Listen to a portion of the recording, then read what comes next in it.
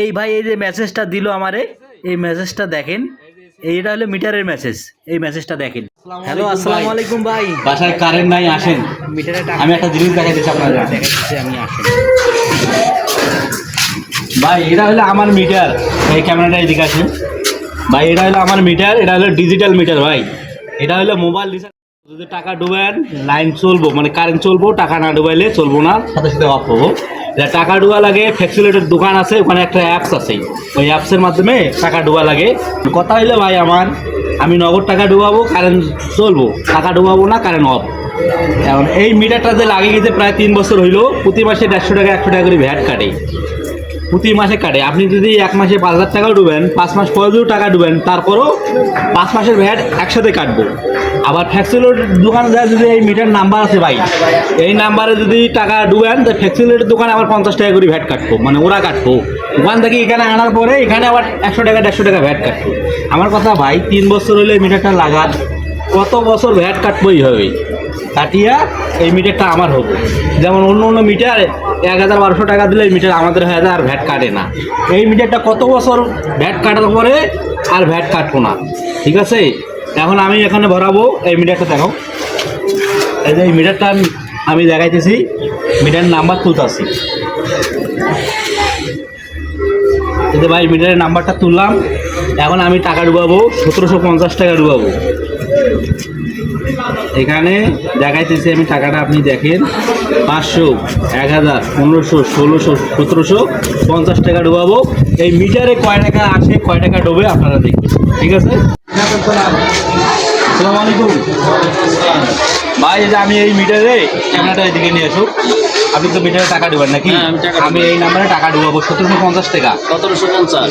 তা আপনি কি ভ্যাট কাটবেন এখান থেকে, কোনো কিছু কাটবেন আপনি? আমার খালি ওই যে চার্জ টাকা, আপনি কয় টাকা চার্জ কাটবেন? 1000 টাকা দিলে 20 টাকা কাটে। তাহলে এখন 1750 টাকা দেবেন, কয় টাকা কাটবেন আপনি? 1700 আপনার 10 টাকা দেবো, 40 টাকা আমি নেবো। 40 টাকা কাটবেন। তাই এই নাম্বারে আপনি 1750 টাকা দেন। তাহলে আপনি কত, আমার কত দিতে আছেন আপনি?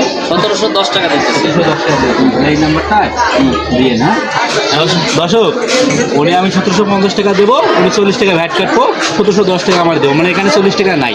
এখান থেকে আবার যাওয়ার পরে দেখি ওখানে কত ভ্যাট কাটে। আপনি এই যে নেন 1000, 1500, 1600, 1750 টাকা। এই ভাই SMS দিল, ঠিক আছে, মিটারে এই যে SMS আয়া পড়ছে, আপনারা SMS-টা দেখেন, SMS-টা দেখো, এখানে 1710 টাকা আসছে ভাই। এখন আমি ডুবাবো, মিটারে ডুবার পরে দেখবো যে কয় টাকা আসে, ওরা কয় টাকা ভ্যাট কাটে। আমি কিছু নাম্বার তুলি,